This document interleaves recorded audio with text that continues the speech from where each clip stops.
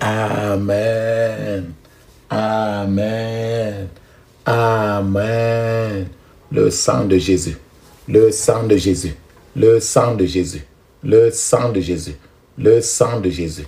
Le sang de Jésus. Le sang de Jésus. Dans le puissant nom de Jésus, nous avons prié. Amen. Amen. Amen. Bien-aimés dans le Seigneur Jésus-Christ, bonjour ou bonsoir, suivant le temps qui se passe là où vous êtes maintenant. Je suis apôtre Focam chrétien du ministère de John et Tereto Ministry, du ministère de Jean, chapitre 8, verset 32. Je suis votre partenaire de prière de tout le temps. Je suis votre partenaire de prière de tous les jours. Alléluia. Amen. Avant que nous commencions notre thème de prière aujourd'hui, frères et sœurs, je vais vraiment vous conseiller de mettre une cuillère à café d'huile d'onction dans votre bouche.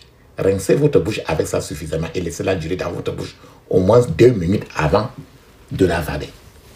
De la même manière, mettez un peu d'huile d'onction dans la paume de vos mains. Frottez vos mains avec cela. Frottez votre front. Frottez bien vos mains, frottez bien votre front. Touchez vos cheveux. Touchez votre nombril avec l'huile d'onction. Ce que vous avez fait, faites la même chose pour vos enfants. Touchez n'importe quelle partie de votre corps quand vous sentez que quelque chose ne va pas. Et soyez habitué à l'huile d'onction. En bobant vous-même totalement, d'autres fois, si vous avez un mauvais rêve, même un enfant qui est malade, faites la même chose. N'importe qui. La Bible nous dit très bien, dans 1 Thessaloniciens chapitre 5, verset 17, il est écrit, priez sans cesse. Priez sans cesse. Parce qu'il faut prier sans cesse. Notre thème de prière aujourd'hui, c'est ce qu'on appelle les esprits qui séparent. Esprits qui séparent. Leur travail est d'esprit, de séparer. Donc il y a des gens qui ont des esprits qui séparent. Esprits qui séparent. Et dans ce chapitre de la prière-ci, on va parler, tu as entendu quelqu'un, les gens qui ont des pertes de mémoire souvent, qui oublient n'importe quoi, qui oublient trop. Donc, si tu as entendu parler de pertes de mémoire, c'est pour ça qu'aujourd'hui, tu vas prier trop contre ça. Les pertes de mémoire. Je rêve, j'oublie. Je rêve, j'oublie. J'arrête quelque chose, en même j'oublie. J'ai fait des choses, j'oublie. J'ai oublié donc le désordre de mémoire. Désordre dans le pensée. Les désordres dans l'habitude. C'est tout ça qu'on a à faire aujourd'hui. Bien-aimé papa, maman. Tu te feras beaucoup de bien aujourd'hui si tu écoutes attentivement ce message. Une attention très soutenue. Et maintenant, je vais partager avec vous. Il y a 2 passages importants de l'écriture biblique. D'abord, le premier, c'est Matthieu, chapitre 19, verset 6. Matthieu, chapitre 19, verset 6. Il est écrit, ainsi, ils ne sont plus 2, mais une seule chair. Ce que Dieu a joint, que l'homme ne le sépare pas. Que l'homme ne sépare donc ce que Dieu a joint. Ce verset, le plus souvent, les gens croient toujours que ce n'est que pour le mariage, n'est-ce pas? Non. Il dit ici, ainsi, ils ne sont plus 2, mais une seule chair. Ce que Dieu a joint, que l'homme ne le sépare pas. Ça veut dire que n'importe quoi de bien que Dieu a fait ne gâte pas. Voilà tout. Ça veut dire que c'est une famille, on ne doit pas saccager. Si on a bien arrangé ton cerveau, le démon ne doit pas venir saccager ton cerveau. Voilà ce que ça veut dire. Donc, notre thème aujourd'hui, l'esprit qui sépare, donc l'esprit qui gâte. L'esprit qui saccage et qui gâche. Le deuxième verset maintenant que je veux parler avec vous, c'est tiré dans Psaume 2, verset 3, il est écrit, brisons leurs liens. Ça veut dire que séparons. Brisons leurs liens. Là, ils sont alliés ensemble. Séparons-les. Brisons leurs liens et rejetons loin de nous leurs liens. Donc, ça veut dire que séparons, saccageons-les. Et c'est ce verset-ci qu'on m'amène trop beaucoup. D'abord, la question, tu vas te dire que, mais, que signifie même d'abord séparer? Séparer veut dire briser. Séparer veut dire déchirer. Séparer des vues veut dire ouvrir. Ça veut dire détacher. Mettre de l'espace à l'intérieur de quelque chose. Ça veut dire détacher pour mettre de l'espace. Quelque chose qui était uni, on sépare. C'est pour ça que le psaume 2, verset 2 nous dit encore très bien, les rois de la terre se sont levés et les chefs se sont ligués contre l'Éternel et contre Christ. Ce passage nous montre clairement qu'il y a des pouvoirs, c'est-à-dire qu'il y a les esprits, qu'il y a certains démons et qu'il y a des démons, il y a des pouvoirs et des pouvoirs. C'est-à-dire que ce passage montre le pouvoir réel. Vous pouvez commander, en réalité, tu peux commander à un simple démon, un démon ordinaire, de sortir de quelqu'un. Et il va vite. Il s'assoit, il obéit. Et que la personne, il obéit. C'est un petit démon, c'est un petit pouvoir. Mais le grand pouvoir, là, ici, le grand pouvoir se rassemble contre Dieu même, Dieu Tout-Puissant, et contre Jésus-Christ pour les combattre. Donc, c'est les démons même que Dieu a créés. Dieu a créé les anges et ils ont été déchus. Mais les plus grands entre eux-mêmes sont toujours en train de lutter même contre Dieu. Donc, c'est les gens-là qui se rassemblent, ils font des conférences pour combattre Dieu et combattre Jésus. Donc, c'est un autre niveau de puissance. Lorsque vous arrivez à ce domaine d'opération dans vos vies de prière, beaucoup de choses vous deviendront claires et vous comprendrez ce que Jésus voulait dire quand il a dit ce que Dieu a donc uni, que l'homme ne le sépare pas. Ce que Dieu a mis ensemble pour que cela soit fort, que l'homme ne le sépare pas. Parce qu'il sait qu'il y a ceux-là, ces démons-là qui sont là pour séparer. Vous vous demandez peut-être, un homme peut-il délibérément séparer ce que Dieu a uni?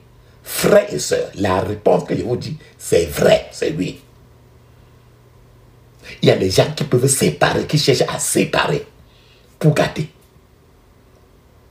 Frères et sœurs, je vais vous dire quelque chose. Il se passe beaucoup de choses dans cette vie-ci aujourd'hui. Par exemple, je vais vous dire un peu des choses. Ça m'a été étonnant.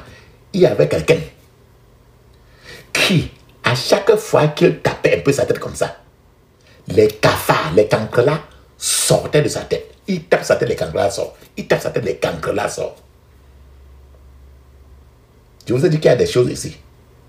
Je vous donne encore quelque chose. Il y avait un homme. Lui, il a rencontré une bordelle, une femme quelque part.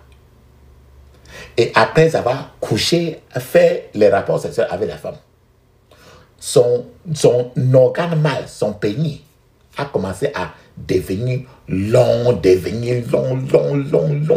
Chaque jour, ça devait être long. Long plus que 5 à un certain moment, ça a dépassé son pied. La longueur de son pied même.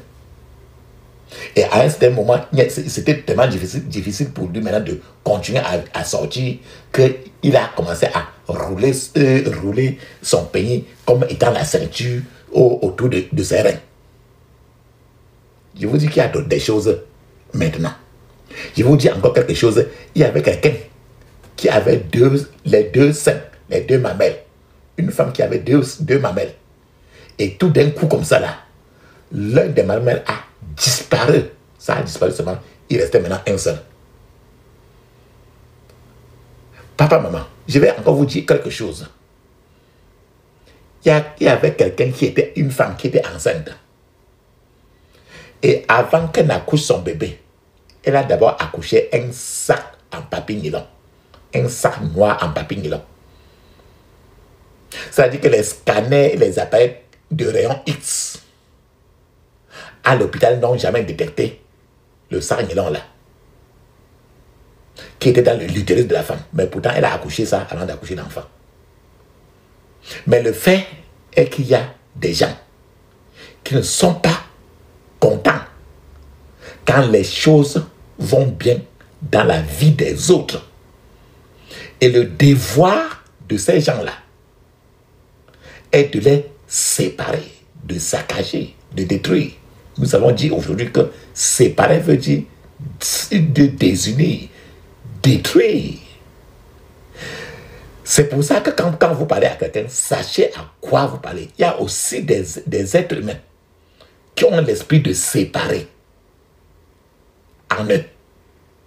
C'est-à-dire que dès qu'ils arrivent là où tout marche bien, il y aura un problème. Leur présence va séparer les gens. Ils peuvent entrer dans une classe et la classe devient maintenant, se lève maintenant et la classe maintenant devient en désordre. Ils peuvent être dans une famille et la famille devient une famille très saccagée. Ils peuvent entrer dans une mariage, maintenant le mariage là devient l'enfer sur la terre. La Bible nous dit très bien, dans Cantique des Cantiques, chapitre 7, verset 1, qu'ils sont beaux les pieds de ceux qui annoncent la paix.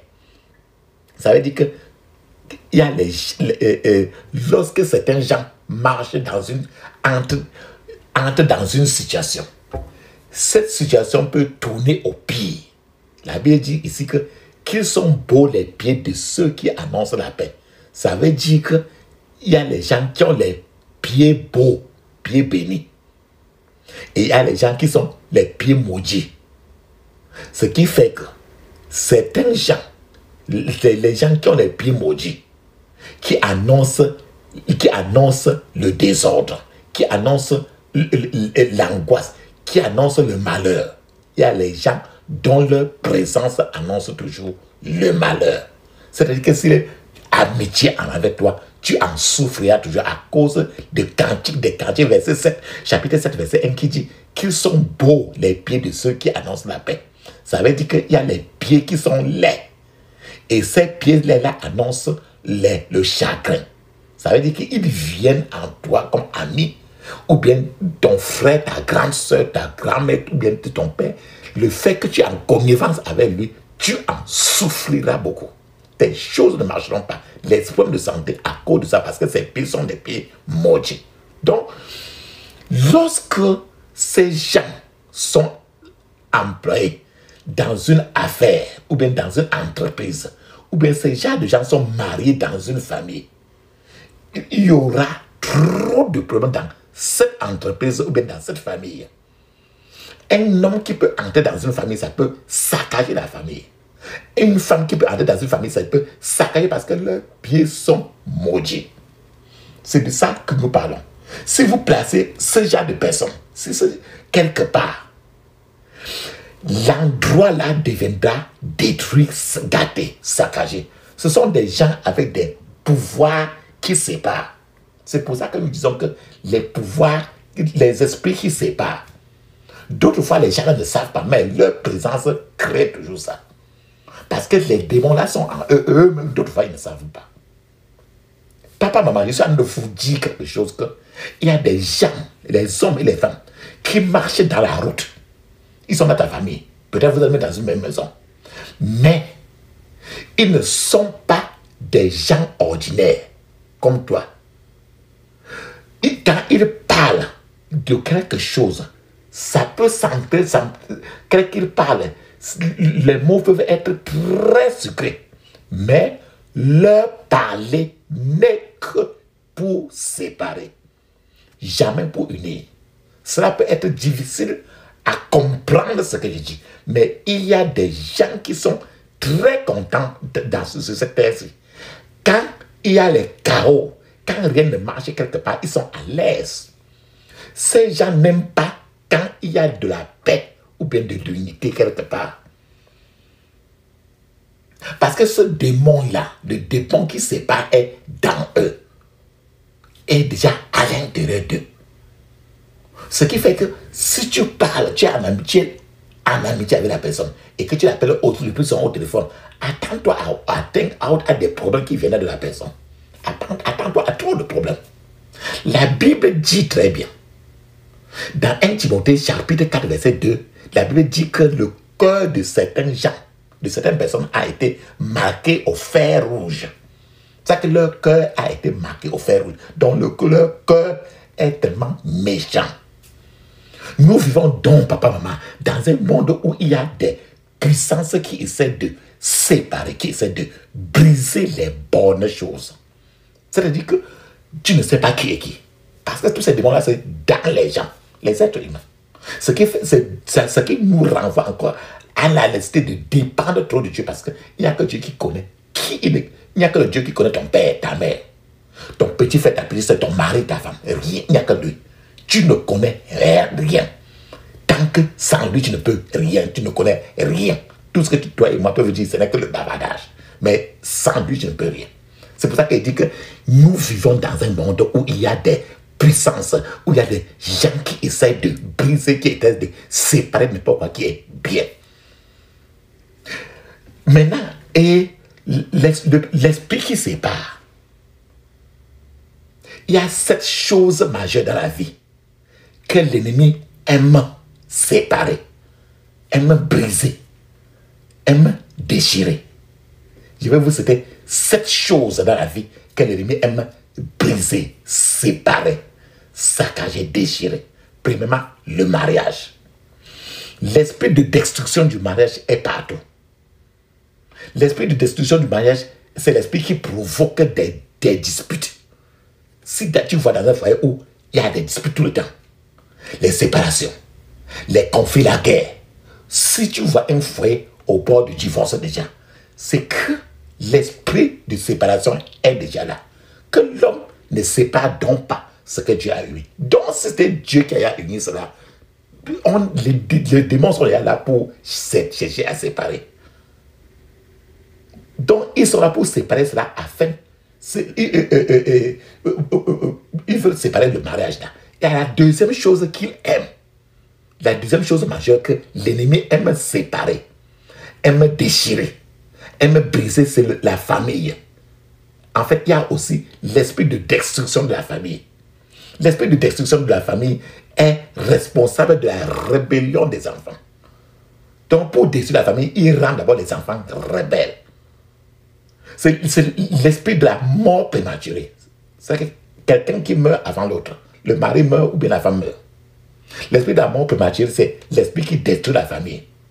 L'esprit des accidents. C'est un esprit de destruction de famille. Parce que quand il y a un accident, on s'attend à quelque chose de trop négatif. Et la famille ne peut pas être à l'aise. L'esprit des conflits dans la famille. Ils sont là pour détruire la famille. L'alcool, le mari qui boit beaucoup, la femme qui boit beaucoup, etc. sont des choses, sont des esprits qui sont là pour détruire, sont des esprits qui séparent. Toutes ces choses sont des choses qui déchirent les familles. C'est ça que Dieu a uni, que l'on ne déchire pas, que l'on ne sépare pas. La troisième chose que cet esprit qui déchire, qui sépare, aime déchirer, c'est le corps humain. Le corps humain.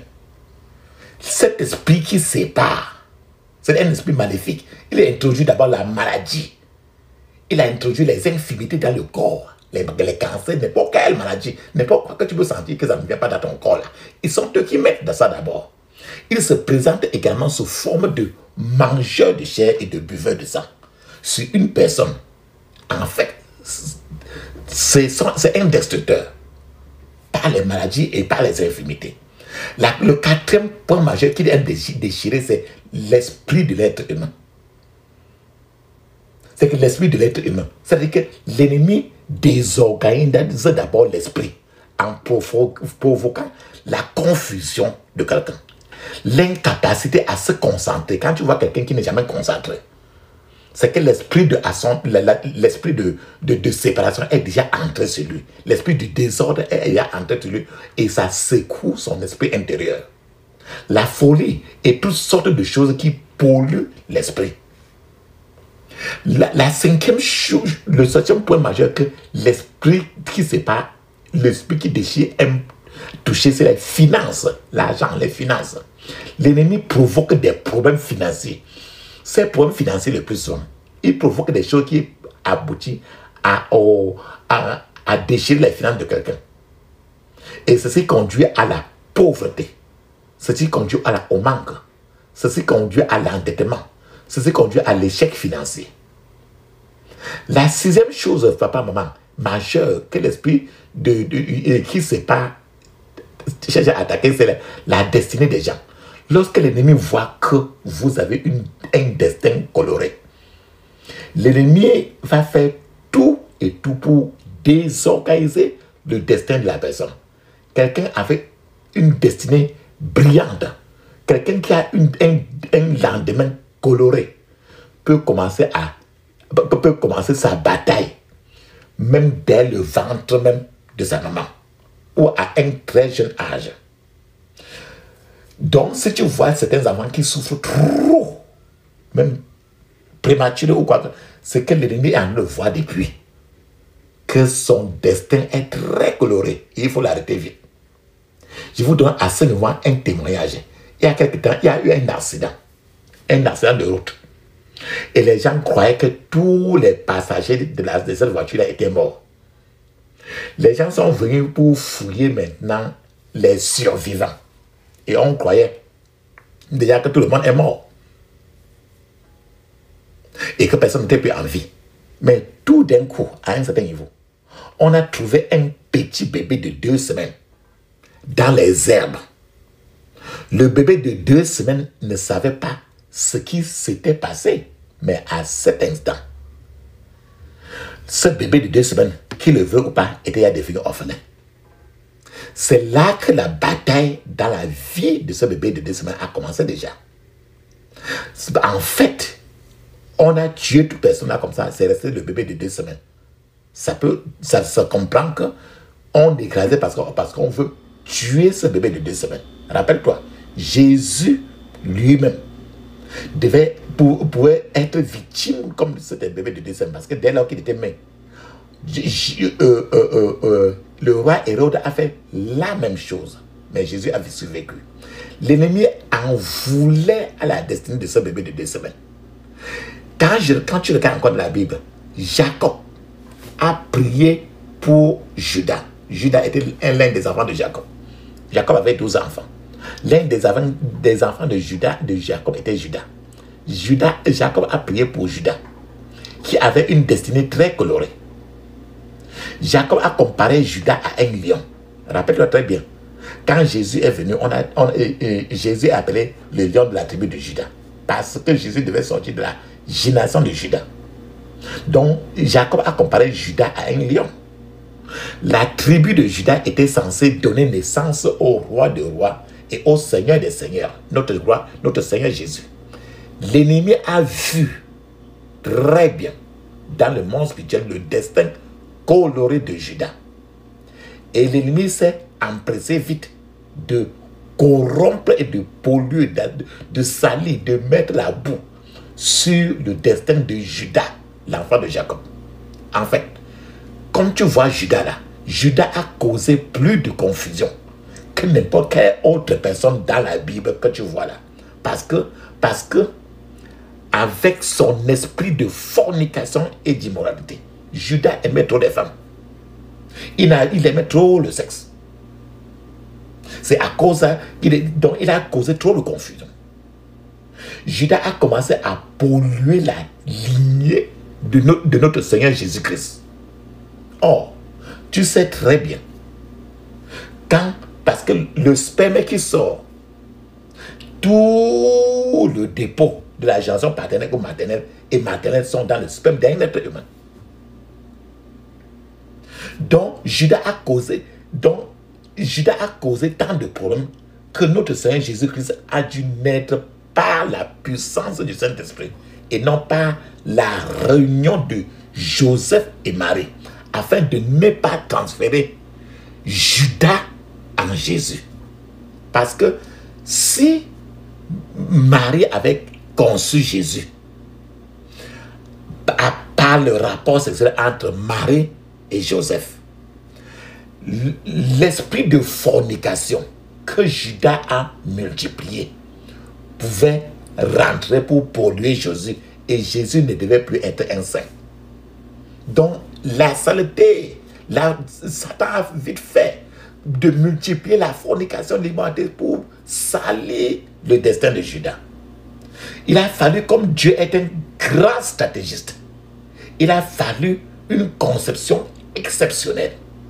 Le Saint-Esprit est Marie. Ainsi, l'ennemi en veut au destin des gens pour déchirer cela.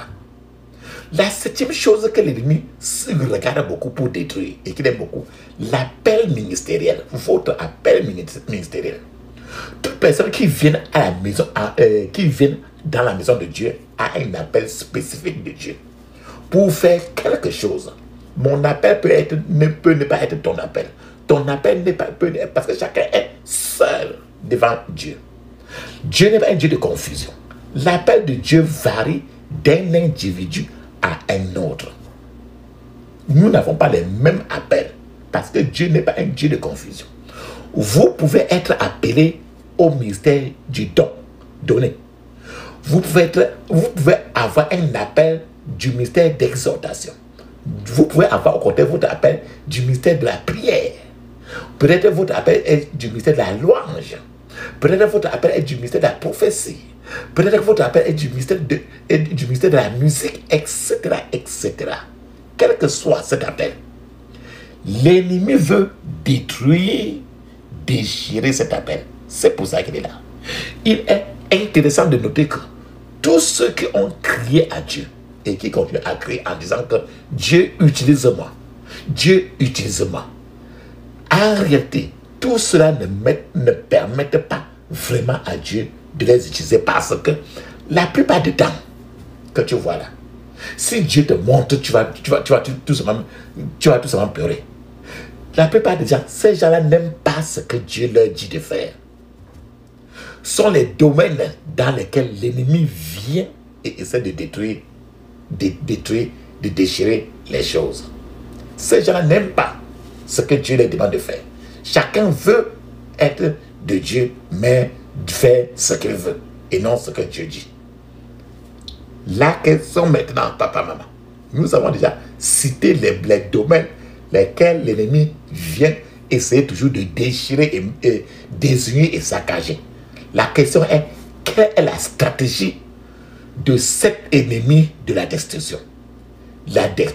Quelle stratégie il prend? Il y a un esprit puissant, frères et sœurs, il y a un grand démon puissant qui a été libéré ces derniers jours. Et ce démon est appelé l'esprit du désordre. Je partage avec vous cela dans 2 Thessaloniciens chapitre 3 verset 11. Il est écrit: nous apprenons cependant que quelques-uns parmi vous mènent une vie désordonnée. Désordre. Ils ne travaillent pas, mais ne se mêlent des affaires des autres. Dans le désordre, dans la stratégie de ces démons, de ces puissants-là, qui divisent, qui déchirent, est d'introduire d'abord l'esprit du désordre dans la vie des gens, dans les familles, dans des situations que les gens vivent. Donc, papa, maman, si comme vous écoutez ce message, votre marche avec le Seigneur est désordonnée, cela signifie que l'ennemi a déjà décidé de mettre quelque chose en désordre dans votre vie. Un esprit qui déchire, l'ennemi a déjà placé un esprit qui déchire, un désordre en vous. Parce qu'il met le désordre afin de faire venir encore trop, vous empêcher d'être concentré. Beaucoup de gens manquent l'ordre dans leur vie de prière. Beaucoup de gens prient dans des maisons désorganisées. Frères et sœurs, toi, tu es une maison. La Bible dit que tu es le temple du Saint-Esprit. Le temple, c'est une maison. Mais il y a des gens qui prient et le temple de leur vie est désorganisé. Un homme est un esprit qui vit dans un corps et l'homme a l'âme. Donc tu as un esprit, tu es âme, tu es corps. L'ensemble esprit, âme et corps doit être unis et pour être concentré. Mais ce que l'ennemi fait, il envoie d'abord l'esprit du désordre pour que ton esprit et ton âme ne se coordonnent pas. ton esprit et ton âme et ton corps, ils ont des directions contraires. Le désordre survient lorsque votre esprit va dans un sens et que votre âme et votre corps vont peut-être même dans d'autres sens. C'est ça qu'on appelle le désordre. Parce que ton esprit, ton âme et ton corps doivent aller dans le même sens avant d'être, pour que tu sois concentré. Le désordre dans la vie de prière est le fondement de la destruction de la vie de quelqu'un. Quand quelqu'un est désordonné dans la vie de prière, l'ennemi a déjà pris toute la place.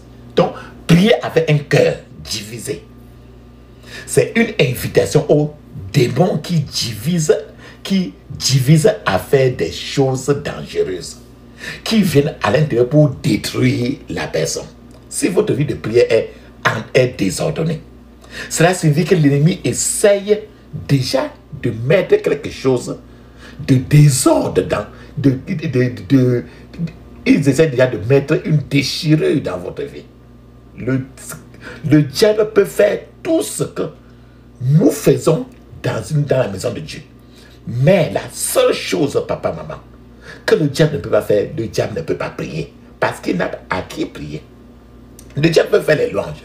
Tout ce que tu fais, les dons, tout, ils font tout ça. Mais il ne peut pas prier. C'est le seul mystère qu'ils ne font pas. C'est pour ça que nous disons prier sans cesse pour les éloigner. Pendant que je suis comme ça, pendant que nous partageons ce message maintenant, regarde toujours le côté de ta vie où tu es désordonné. Pour que bien après, quand tu commences à lancer tes prières, tes flèches de prière, que tu saches ce que tu es en train de regarder, le domaine de ta vie qui souffre du désordre. Et quand l'ennemi tue la vie de prière de quelqu'un, tout le reste pour la personne est déjà déchiré, est déjà détruit. Donc, c'est pour ça que nous disons prier sans cesse. Si le seul moment où vous priez est lorsque vous êtes à l'église, ou bien vous êtes dans une réunion générale, sachez que l'ennemi veut mettre quelque chose de déchirure, de désordre dans votre vie. Vous devez vous réveiller aujourd'hui, papa, maman. Papa, maman, bien-aimé. Certains gens souffrent du désordre dans leur temps de prière. Ces gens ne sont pas ordonnés dans leur prière. Ces gens ne sont pas cohérents avec leur temps de silence dans la présence de l'Éternel. C'est une marche désordonnée avec le Seigneur. Dès que votre temps de silence devant l'Éternel commence à entrer dans ce modèle de désordre, sachez avec certitude que l'ennemi a commencé une destruction dans votre vie quelque part. Et il faut se lever, prier beaucoup aujourd'hui pour remettre cela. Certains souffrent du désordre dans leur lecture de la Bible. Beaucoup de gens lisent la Bible uniquement pour apaiser même leur conscience qui est trop bousculée. Beaucoup de gens lisent la Bible, brossent dans la lecture de la Bible et quittent très vite. Sortent très vite et ferment la Bible pour quitter. C'est du désordre.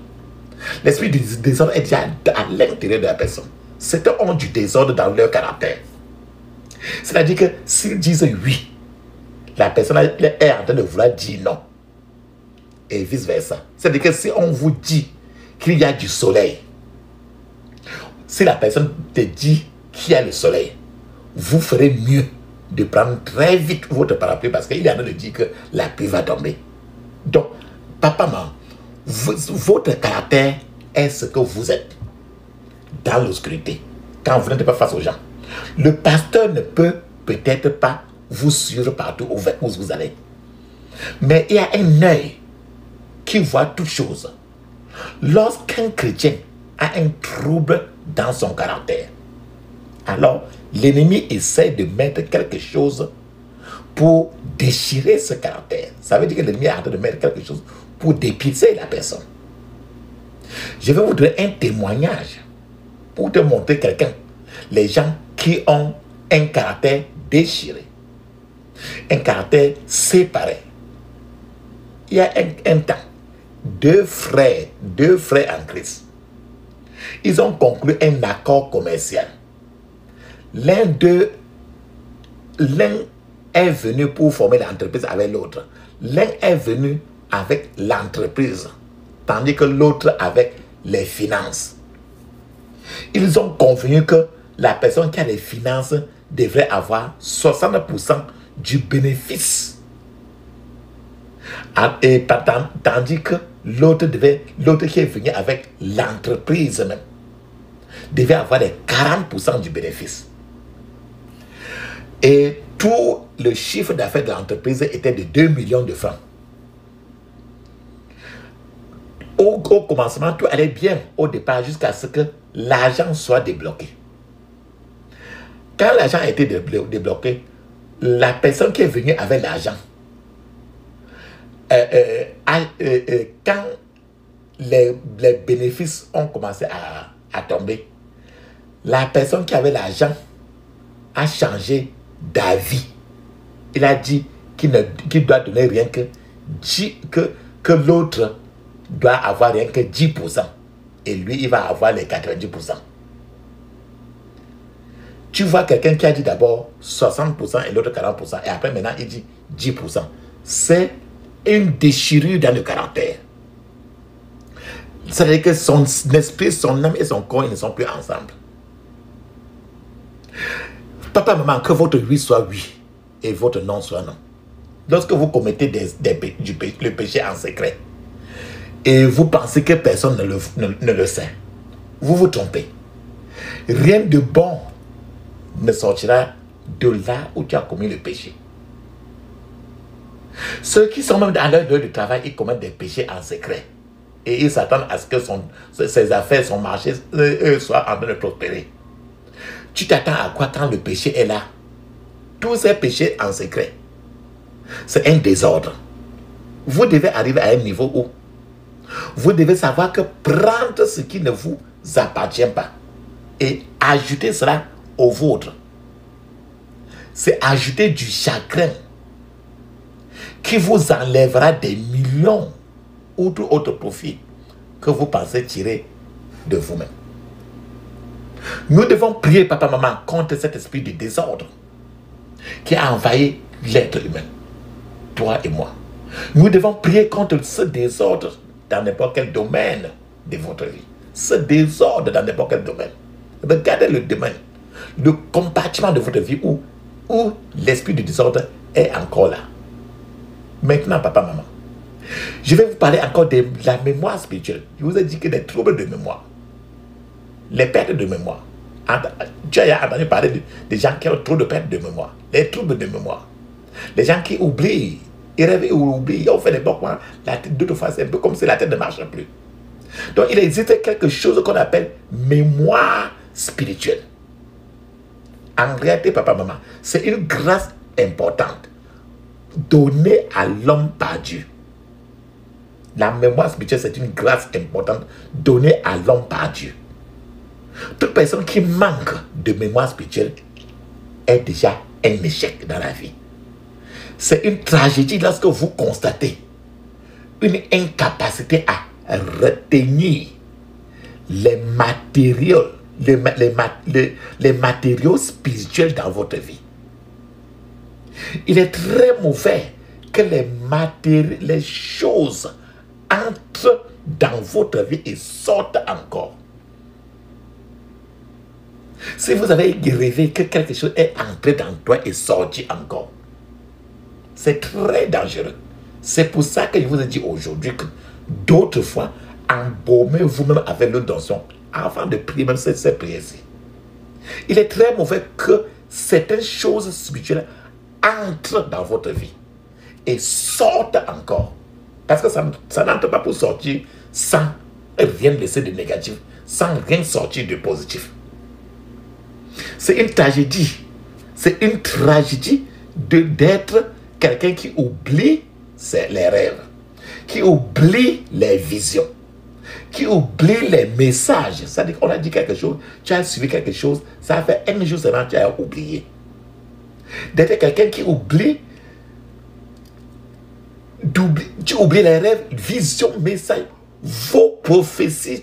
Quand tu oublies tes prophéties, tu oublies les écritures qu'on t'a dit. Malheureusement, beaucoup de gens souffrent de troubles de mémoire. C'est de ça que nous parlons d'aujourd'hui. Parce que c'est le désordre. L'ennemi veut d'abord et occasionner les désordres dans le mémoire pour que la personne soit déséquilibrée afin d'introduire trop de choses. C'est pour ça qu'il vous a dit aujourd'hui, frottez votre front. Frottez bien votre front. Frottez votre front. Vos cheveux. Priez ces prières si beaucoup. Beaucoup de gens ont besoin de crier au Seigneur pour les délivrer des mensonges qu'ils se racontent à eux-mêmes et de leurs mauvaises actions. Beaucoup de gens mentent à eux-mêmes tous les jours. Ils disent à eux-mêmes ce qu'ils ne sont pas. Mais si la première personne a trompé, c'est toi-même. Tu te trompes toi-même, c'est plus grave. Beaucoup de gens devront s'asseoir, réfléchir sur le nombre de bébés utiles qu'ils ont tués par l'avortement ou quoi que ce soit. Réfléchir sur le nombre de maisons qu'ils ont détruites par l'adultère. Réfléchir sur le nombre de jeunes filles innocentes qu'ils ont saccagé la vie. Réfléchir sur le nombre d'âmes qu'ils ont laissé périr. Réfléchir sur le nombre de fois où ils ont dormi sur les genoux de Dalila, comme Samson a perdu sa vie à cause du sexe avec Dalila. Réfléchir sur le nombre de fois où ils ont menti juste pour avoir ce qu'ils voulaient. Réfléchir sur le nombre de fois où ils ont argumenté aveuglement à cause de l'orgueil. Réfléchir sur le nombre de fois où ils ont menti à leurs conjoints ou conjointes, à leurs enfants. Ainsi, et demander aujourd'hui pardon à Dieu. Parce que tout ceci, c'est le désordre qui a été infligé. C'est l'esprit de séparation qui a été infligé à la personne. Rappelez-vous, papa, maman, combien de fois vous avez volé de l'argent par ruse? Combien de fois vous avez escroqué quelqu'un par la ruse et vous êtes resté tranquille, croyant que c'est fini? Rappelez-vous combien de fois vous avez utilisé la ruse de l'ennemi pour dissimuler vos mensonges. Une bonne mémoire vous rappellera, une mémoire sainte aujourd'hui vous rappellera cela afin que vous puissiez vous repentir.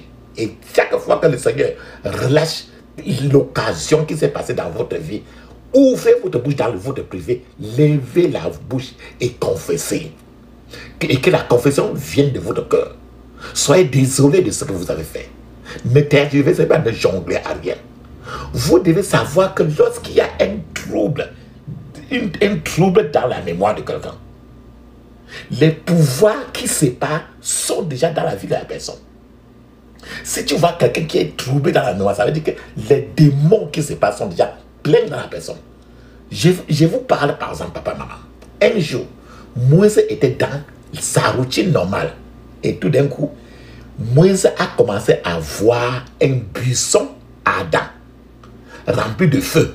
Et à partir de ce jour-là, la vie de Moïse n'est plus jamais restée la même. Un jour, le roi David était en brousse et s'occupait des brebis de son père. Jusqu'au moment où il a reçu le message, où il est devenu roi. Sa vie a changé. Un jour, Ésaïe était dans la maison de Dieu, après la mort du roi Osias. Et tout d'un coup, les yeux d'Ésaïe se sont ouverts. Et Ésaïe a vu le Seigneur. Et à partir de ce jour-là, la vie d'Ésaïe n'est plus jamais restée le même. Un jour, Gideon, dans le livre de Juges, se cachait dans la peur lorsqu'il a rencontré l'ange du Seigneur qui lui a parlé. Et à partir de ce jour-là, la vie de Gideon n'est plus jamais restée la même. Un jour, Saul de Tarse, qui bien après devait devenir apôtre Paul, ils lançaient des menaces contre les enfants de Dieu. Et tout d'un coup, une lumière sur la route de Damascus est venue du ciel, et à partir de ce jour-là, la vie de Saul de Tarse n'est plus jamais restée la même. Papa, maman, ton jour unique doit venir aujourd'hui. Alléluia. L'esprit qui sépare, l'esprit qui déchire, peut-être qu'en partant ainsi, l'esprit du désordre, peut-être qu'en parlant aujourd'hui, vous avez vu ça déjà dans votre vie. Comment faire alors pour sortir de ça? Que faire?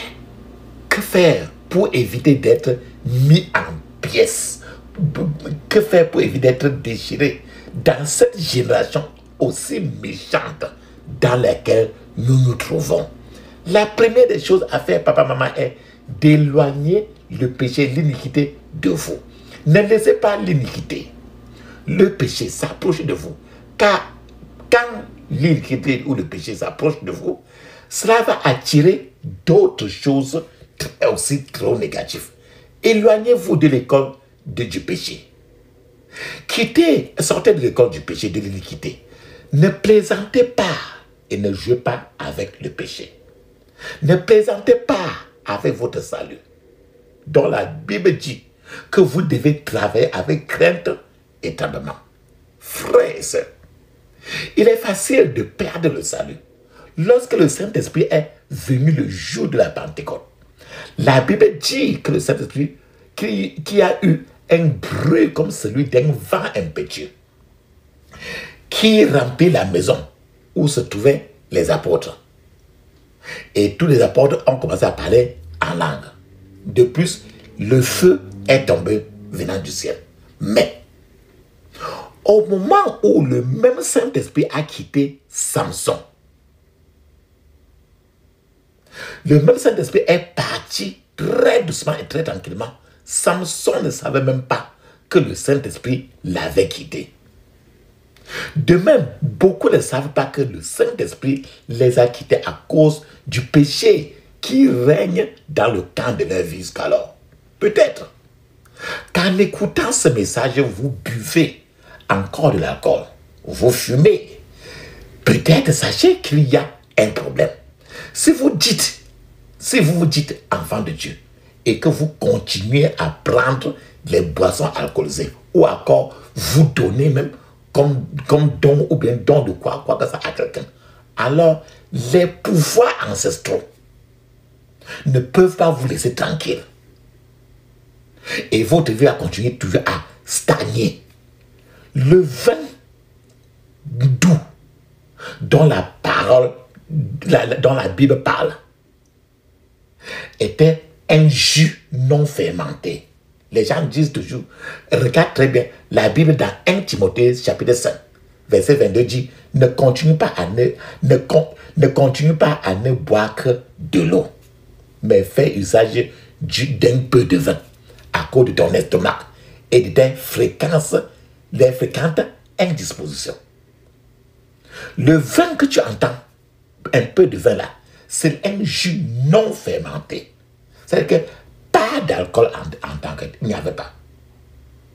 Les gens fous de cette société, insensés, citent l'écriture où l'apôtre Paul a dit à Timothée de prendre un peu de vin, comme j'ai partagé avec vous, pour son estomac et ses fréquentes indispositions, afin de soutenir. Les gens citent ça pour soutenir le fait qu'ils doivent continuer à être Dieu dans le monde pour apprendre l'alcool. Les gens manquent de compréhension. Même la parole de Jésus sur le vin ancien et le vin nouveau est mal comprise. Les gens ne comprenaient pas pourquoi Dieu a interdit même à tous ses prophètes de boire l'alcool. Quand on était enceinte de Jean-Baptiste, avant ça, Dieu a interdit que la maman de Jean-Baptiste ne devait pas boire l'alcool. Bien-aimé, y a-t-il quelqu'un que vous ne voulez plus saluer et que vous n'aimez plus voir? Alors, vous essayez de laisser l'ennemi mettre quelque chose en pièces dans votre vie. vous allez laisser l'ennemi déchirer un compartiment de votre vie. Éloignez-vous de l'école de l'iniquité. La deuxième chose pour que l'esprit de séparation, l'esprit de déchirure, il vous quitte, c'est que veillez et priez. Le monde que tu vois, papa, maman, n'est pas un parc d'attention. La nourriture de l'un, dit-on, est le poison de l'autre dans la vie. Votre plus grand intérêt, votre plus grand désir dans la vie peut être le plus grand mal de tête d'une autre personne. C'est pourquoi le monde n'est pas un parc d'attention. Il y a donc mouvement et contre-mouvement dans la vie. J'explique encore plus. Par exemple, lorsque vous vous réveillez le matin et vous déclarez que vous ne mourrez pas, mais que vous vivrez pour proclamer les œuvres de l'Éternel. Maintenant, tu as dit que tu ne veux pas mourir. Et Dieu dit que bon, il ne faut pas qu'il meure. L'homme qui vend les cercueils, quelque part, aura un sujet de prière contraire, différent. Il va prier qu'il faut qu'il se lève, que toute la terre est morte, pour qu'il vende le mieux de cercueil. C'est pour ça qu'il vous a dit que il y a donc mouvement et contre-mouvement dans la vie. Donc il y a donc prière et une contre-prière qui se déroule à chaque seconde de la vie. Une personne se lève le matin et dit « Aucun mal ne m'arrivera aujourd'hui ».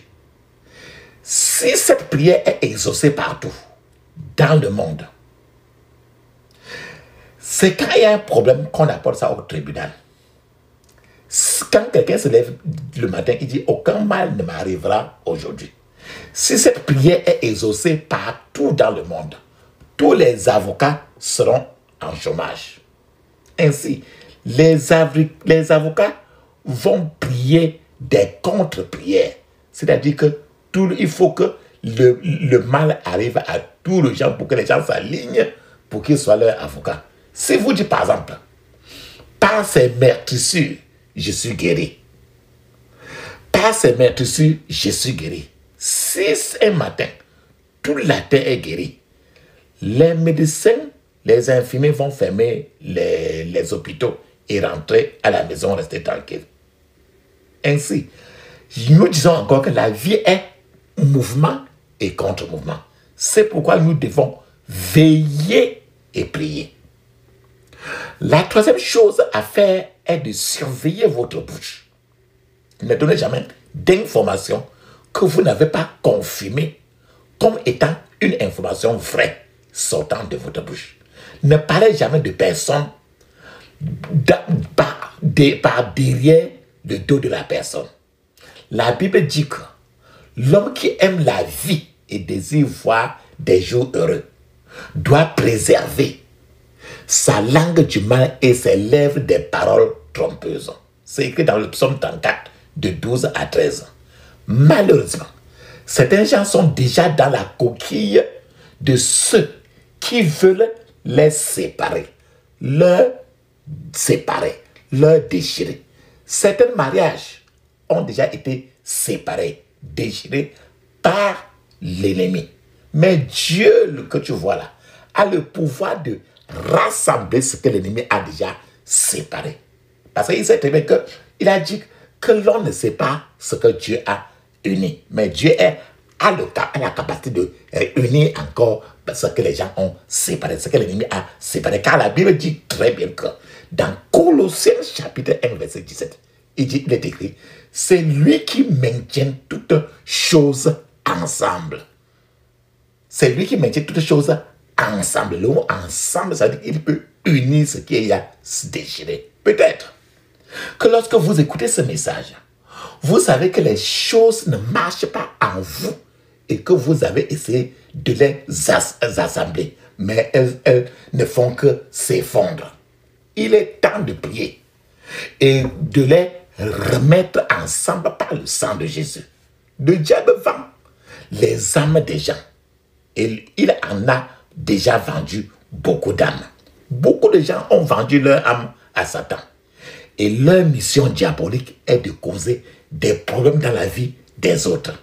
Papa, maman, si vous n'agissez pas, le monde satanique agira contre vous. Je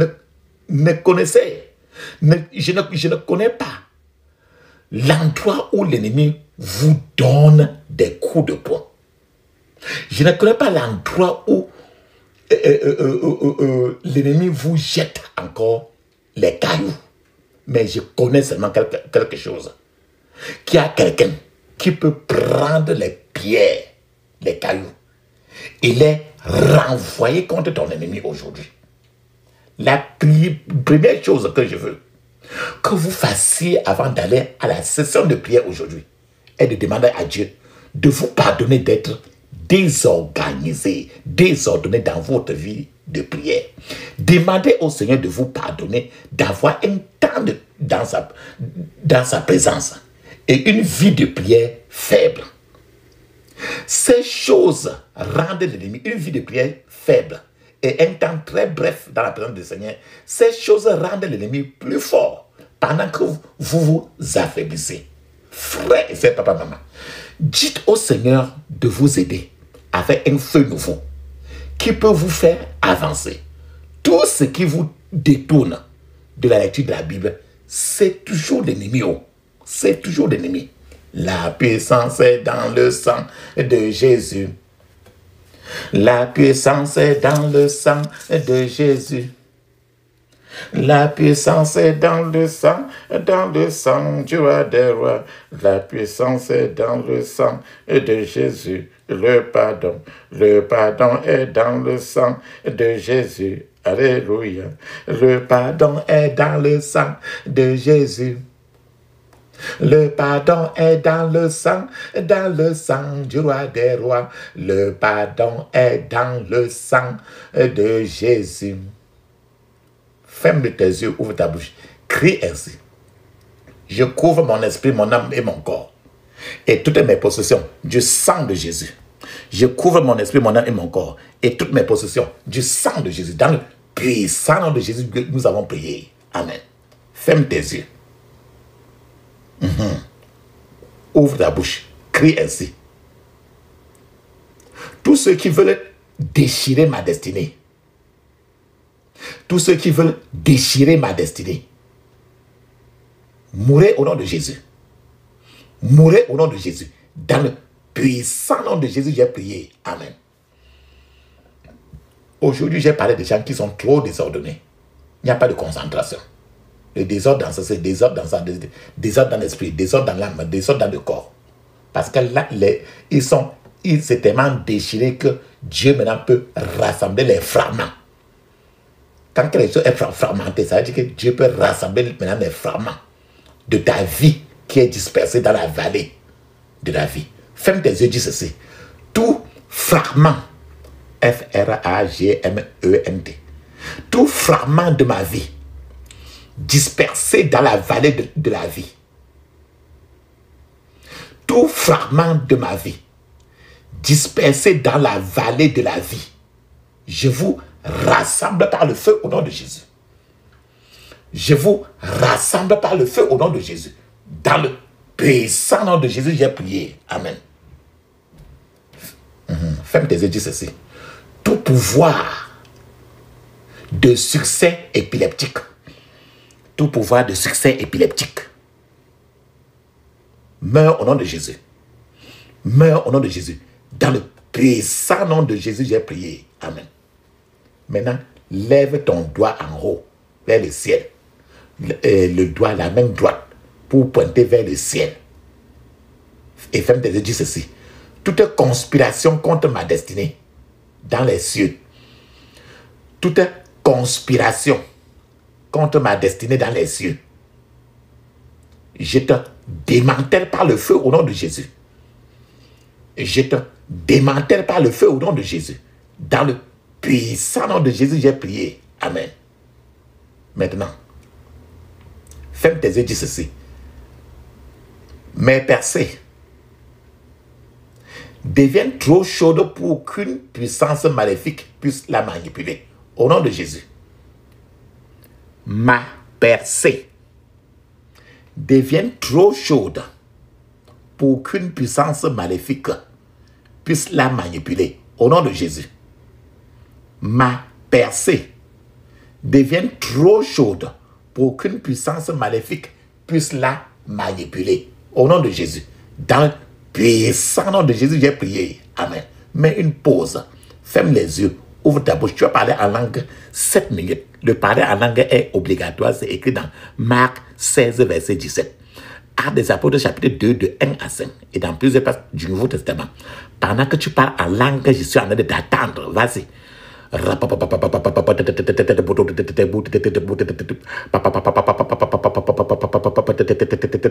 le puissant nom de Jésus, j'ai prié. Amen. Frère et soeur, papa, maman. Ferme tes yeux maintenant.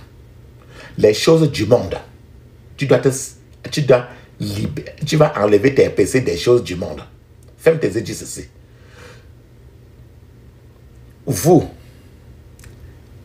les rivières du monde. Vous, les rivières du monde. Libérez ma percée au nom de Jésus. Libérez ma percée au nom de Jésus. Dans le puissant nom de Jésus, j'ai prié. Amen. Tu as besoin maintenant de la délivrance.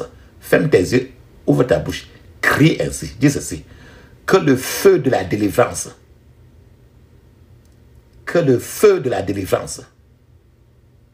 descende sur ma vie maintenant, au nom de Jésus. Descende sur ma vie maintenant, au nom de Jésus. Dans le puissant nom de Jésus, j'ai prié. Amen. Ferme tes yeux maintenant, ouvre ta bouche. Ne dis pas aucun mot, ne dis pas merci, ne dis pas amen, ne dis aucun mot. Tu as déjà envoyé tes prières au ciel. C'est le temps maintenant que tu fermes les yeux pour que Dieu, si Dieu veut parler, qu'il te dise ce qu'il veut dire. C'est pour ça que c'est le temps maintenant de ne pas parler. Et pendant que tu ne parles pas, moi-même aussi, je ne fais qu'appeler le Dieu d'Élie pour qu'il descende avec le feu. Parce qu'il est un feu dévorant. Ne dis aucun mot, ne dis même pas amen, même merci. Ferme tes yeux, ouvre ta bouche. Feu, feu, feu, feu, feu. Feu, feu, feu, feu, feu. Feu, feu, feu, feu, feu. Feu, feu, feu, feu, feu, feu. Dans le puissant nom de Jésus, nous avons prié. Amen, amen, amen. Ça, c'est très bien ça. Ferme tes yeux, ouvre ta bouche, dis ceci. J'interdis toute contre-attaque, tout regroupement, renforcement contre moi et ma famille, au nom de Jésus. J'interdis toute contre-attaque, regroupement, tout renforcement contre moi et ma famille, au nom de Jésus. Dans le puissant nom de Jésus, nous avons prié. Amen. Maintenant, on scelle nos prières dans le sang de Jésus. Ouvre ta bouche. Ferme tes yeux. Dis ceci. Je scelle toutes mes prières dans le sang de Jésus. Je scelle toutes mes prières dans le sang de Jésus. Dans le puissant nom de Jésus, nous avons prié. Amen. Dis amen cette fois. Amen, amen, amen, amen, amen, amen, amen. Ça, c'est très bien ça. Bon, maintenant, on va parler en langue 7 minutes, mais je vous conseille de parler en langue au moins 30 à 1 heure de temps. Et soyez habitués à parler en langue, même quand vous ne priez pas. Et avec ça, chantez un chant de louange pour le glorifier. Allons-y, on parle la langue.